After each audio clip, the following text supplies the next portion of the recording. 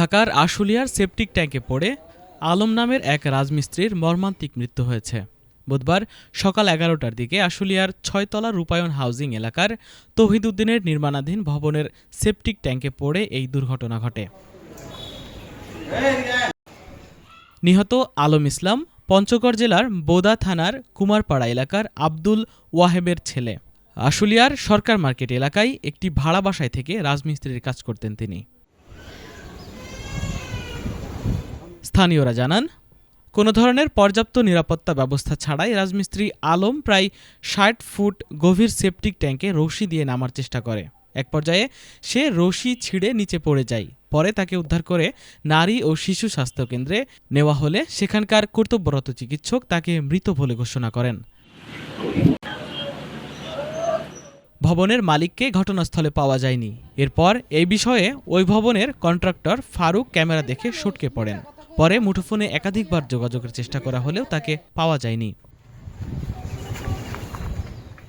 নারী ও শিশু স্বাস্থ্য কেন্দ্রের ইনচার্জ হারুনা রশিদ বলেন, হাসপাতালে যখন নিয়ে এসেছে তখন সে মৃত ছিল। কিভাবে মারা গেছে সে বিষয়ে আমরা কিছুই বলতে পারি না। এ বিষয়ে জামগড়া পুলিশ ফাঁড়ির ইনচার্জ SI রাশেদুজ্জামান বলেন, খবর পেয়ে আমরা ঘটনাস্থলে এসেছি। নিহতের পরিবারের অভিযোগ পেলে তদন্ত করে ব্যবস্থা নেওয়া হবে। ওই মিস্ত্রিটা ওইখানে সেফটির জন্য উপরে যে মাচাটা দেওয়া হয়েছিল, এটা একটা সেফটি ট্যাঙ্কি আর কি। তো ওইখানে উপরে একটা মাচা পড়ে গেছিল কালকে।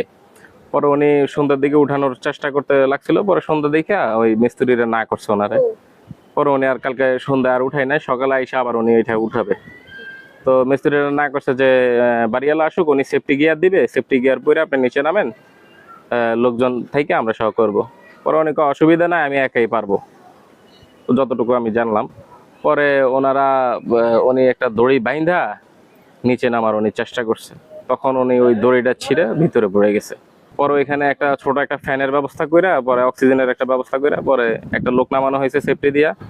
উনি ওই ওই লাশটারে সেফটি পরায়া উপরের দিকে নিয়ে আসছে। আমরা সহ মনে করেন টানাটানি করে নিয়ে আসছি। পরে ওনারে জরুরি ভিত্তিতে নারী শিশু হসপিটালের জরুরি বিভাগে নেওয়া হয়েছে।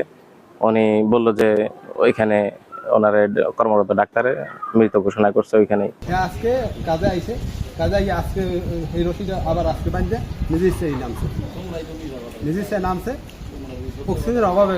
আমরা শুনছি যে অক্সিজেনের অভাবে সে ওখানে অসুস্থ হয়ে পড়ছে। নিজে দেখি নেই, মানে সে কালকা বলে মানুষের কাজ কইরা বেড়ায় কাজ করছে, কাজ কইরা আজকে বলে উপরে কাজ করতে লইয়া পরে করছে।